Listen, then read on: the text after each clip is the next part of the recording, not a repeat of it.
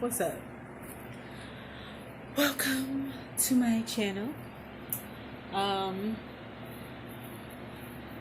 Belgian Bad and Bruja. Welcome to my channel. I just came. I just came back from an event, and I want to share some tidbits that I experienced there. I went to an event called The Ritual in Pacific Palisades. Very beautiful, upscale, hilly ass town. Like my ears was popping. My ears was popping when I was driving up this hill. Like it's like a winding road. Some parts was very, very dark. All I saw was the mountains and the moon. Yeah, and very beautiful neighborhood. It was a good event. I don't even know how I found out about this event. It just popped up on my news feed, and I just felt compelled by spirit to go. And I'm glad that I did go. I'm glad that I did go because I got the nudge that I needed and a little bit of confirmation on things. And I also got the lady's business card so that I could have a one-on-one session with her. So this is what happened. So anyway, it just popped up on my I was on Bookface and it popped up on there, and I was like, okay, let me try to see if I can go to this. And it was weird because I wasn't sure if I was going to have enough funds to go because I had already budgeted out my money for that week. And I was like, damn, I'm trying to tally it up in my mind. Like, do I got enough to, because it's not just paying for the event. It's gas, it's, food and drinks if you decide to eat and drink.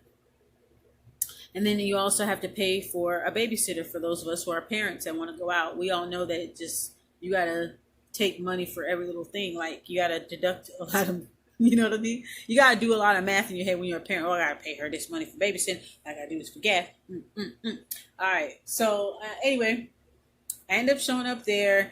The event was hosted by two ladies. One lady's named Amma. The other lady is named Jatia. Deity. And so it was hosted by them, and they decided to do this event just for like urban mystics to come and hang out and do the sound bowls and the drumming and have a spiritual talk and stuff like that. It's like a little social gathering, right? And so I went, and it was a beautiful home. The person that lived there was owned by an African guy, and he had a nice ass fucking house in Pacific Palisades. You know what I'm saying? This nigga must come from money, you know. And yeah, so anyway, beautiful home, lots of singing bowls. I actually saw a gold cobra statue that really stuck out to me because I remember my Kundalini dream about the cobra. So when I saw it, I was like, wow, okay. So anyway, it starts off with one of the hosts, Jatia Dat. She was dancing, right? And it was a beautiful dance. Her body moved like poetry. She had a beautiful shape, very, very beautiful girl. She actually kind of reminded me of my niece. I have a niece that kind of looks like her, and yeah, she looks like her. I have a niece that look like that young lady. Anyway, she was dancing, and it was really, really cool. The music was popping, and she was doing her thing. It's like a little tribal type of dance, like belly dancing. Oh fuck, I must be tired, huh? Anyway, so that was cool. You know what I'm saying? And then Alma gets to speak, and she starts to talk, and she would get what she was saying that she would get downloads, and if she sees anything in someone, that she'll point them out and give them certain messages from the divine and stuff like that.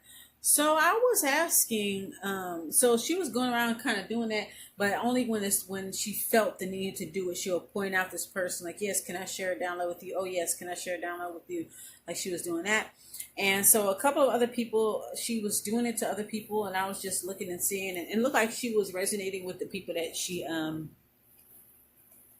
looked like she was like what she was saying to the people was actually resonating with them. And then she gets to me, and the weirdest thing happened. Like I've never felt this before, but when she pointed at me and she said, "You, what's your name?" I felt like a pull, like an energetic pull from like my chest.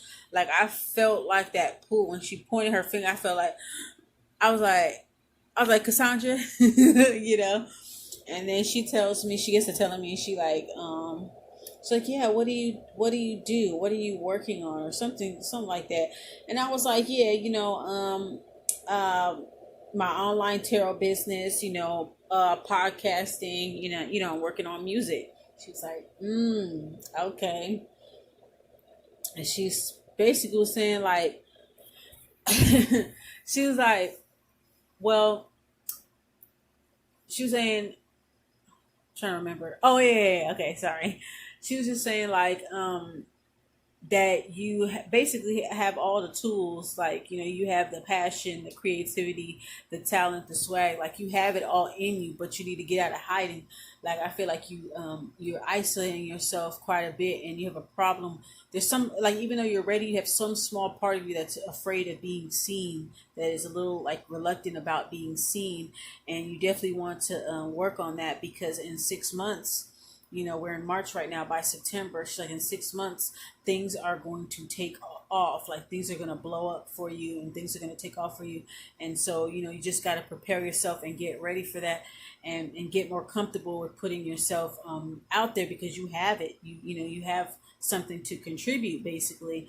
And then she asked me, what did that mean to me when she told me? And I said, wow, that's spot on, because I am a hermit. That's what I told the group.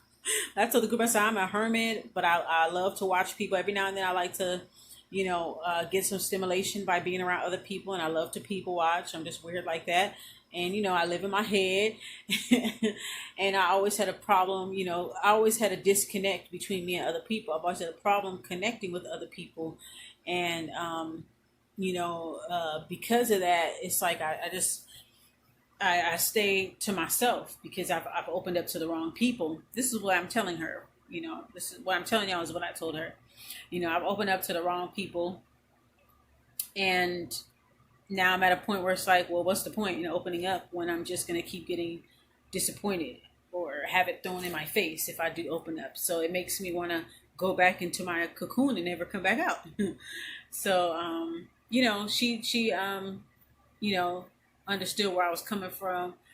And, she's like, yeah, definitely work on that, work on healing. And the ancestors, are telling me to tell you that you need to focus on inner healing. Things that they want you to eat is any fruits that are red, and limes. So limes definitely stood out to me. And then the drummer lady, she even said something to me, and she said, basically, she said that your hands, I forgot how she said it, but she was basically saying like your hands do the talking for you. Like your hands do the talking for you before your mouth, or some shit she said, something to that effect.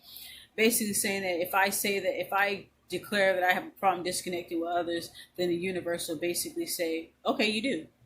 Basically like that. Like if I'm saying it, if I'm declaring it and I'm saying it, then the universe will follow up with that same energy and stuff. So I was like, oh, okay, I understand.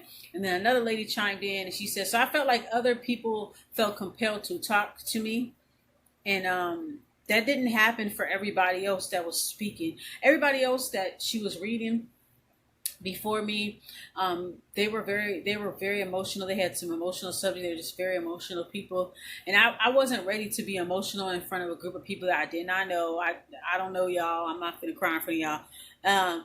But not to throw shade on the people that did cry, but I just wasn't. I don't feel comfortable. There was a lot of things I wanted to say, but I kind of pulled back a little bit because I don't want to get too emotional amongst people I don't know.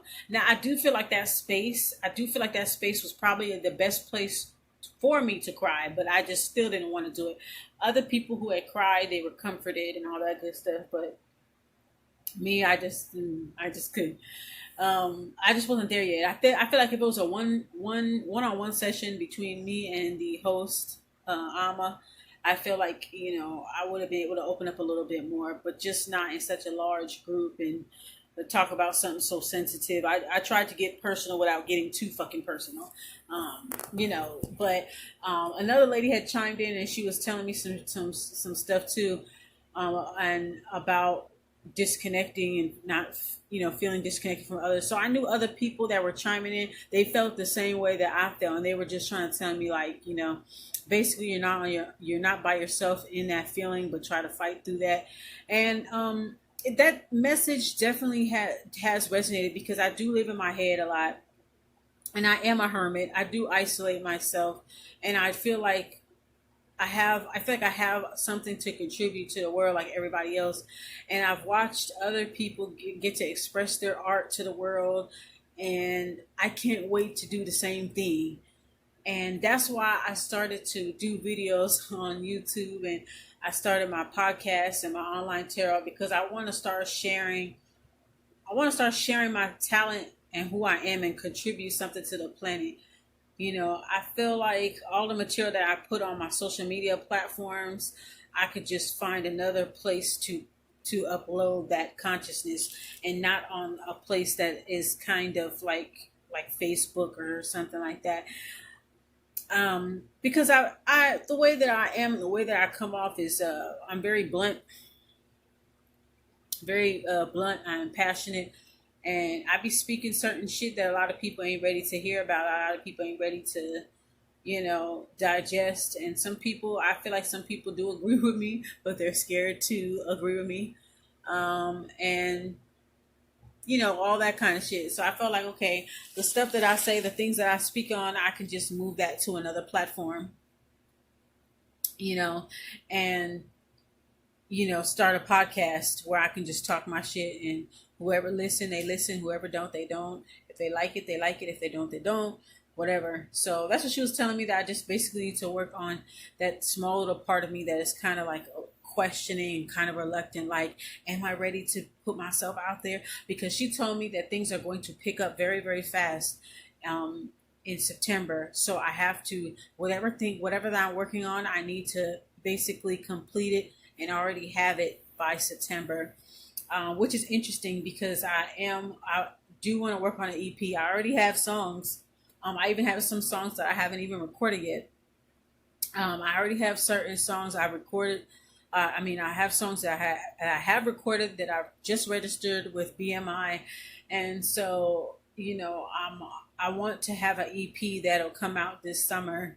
And I feel like if I follow my heart and I just put myself out there, I feel what she's saying when she say that in 6 months things are going to start taking off really, really fast. And I just have to be ready for that momentum. So yeah, that was the experience that I had. Too bad I couldn't stay all the way to the end. I think it was going to be a performance from a lady, and she was one of the drum people. She just seemed like she was cool too. Um, I couldn't stay too long. I didn't want to be out too late, and I don't want my daughter to be at the daycare ladies too late. The event was from 7 to 10. I had dropped my daughter off at like 6:30, and it was already at 9:30 by the time she was done with her spiritual talk. So I was like, okay, I hurry up and get back to my baby. So I got to, let me see, 3 o'clock. Yeah, I got to my daughter in a reasonable time, and we got home by 11 o'clock, just before 11. So we got home at a decent hour, um, or whatever. But I just wanted to share that because it was a great experience, and it was a safe space. We listened to singing bowls, excuse me. That was my first time seeing a singing bowl in person, because I've always been listening and watching it on YouTube. So we did a singing bowl. We did drums and all kind of stuff. I wish I would have stayed a little longer for the DJ, and all that stuff. I would have been very interested in listening to it, but like I said, um, I didn't want to keep my daycare provider waiting, and I didn't want to arrive all super late and stuff like that. But the drive was okay. It was cool. I am really glad that I went. Now that I know that the work that I'm putting in now is going to pay off in 6 months, it's a good feeling, and I'm ready. I'm ready to put my music out there, my art out there. I see other people are doing it, and they went out on a limb, and things are working out for them, and I think that's a beautiful thing. Today for them, tomorrow for me. That's how I look at it, and when it came to, I had forgot to tell the group this, but um, because while we're talking about artistry and making yourself seen, there were times where I did try, and whenever I would try certain stuff, certain things would happen, and I would go right back into my cocoon. Just like when I had went to my first open mic, I had a female invite me just to act funny towards me, and that's happened a couple of times. It's only bitches. That happened a couple of times where bitches would invite me to shit, and just to act funny, just to act like real fucking weird. And then when I flip out on their ass, then I'm this crazy bitch and all this other kind of thing. And I'm just like, okay, I'll be that. Like whatever the fuck you think that I am, fine. Just don't fuck with me. I'm whatever the fuck you say I am. Don't fuck with me. But that's what ended up happening in my first open mic, and I came there with a clean heart, and I came there wanting to express my art, wanting to get on stage and get comfortable. And this person was just like on some Johnny Gill shit, like, oh, this is my band. This is my venue. These are my friends, my event, my, Johnny Gill. She just wanted to be on that type of shit. And she, was giving me a bunch of nasty energy. So by the end of the night, I got fed up. And I fucking flipped out, and my cousin had to drag me out the fucking, yank me out the damn bar or whatever the place is, the venue. And that was that. And it was, and when I had that experience, even though I had a chance to get on stage, and I did rap, and the people that was on the little ass, I mean, it wasn't even that much motherfucking people was over there. Okay, it wasn't even that much people, girl. You should have been happy that my ass was there. Okay, me and two relatives, that's three a crowd. You should be happy that we're there. Cause wasn't nothing but 10 people there. Anyway, girl, I got on the stage and I was able to rap and do my little thing, but she was doing some hater shits. She switched up the beat, she slowed it down, and then tried to grab the mic, and I just flipped out after that. And then I didn't go to that made me go back into my cocoon. I didn't go back. I didn't go to an open mic again until this other guy started doing an event at the same venue, but it wasn't through her event company. This was a totally different guy. And I said, damn, last time I was here, I almost got in a fire. I got, ooh. But I ended up redeeming myself. So this guy, I forgot, Impresario Entertainment. Yeah, Impresario Entertainment. I think that's what it's called. Impresario Entertainment. So anyway, he ended up having his own open mics over there in Long Beach, and so I ended up going, and he said, inbox me your music. He said, I like your song. Yeah, you could definitely he hit me up out of nowhere, because I was telling myself I ain't never going to another open mic again after that experience. And that's probably exactly what this female had wanted.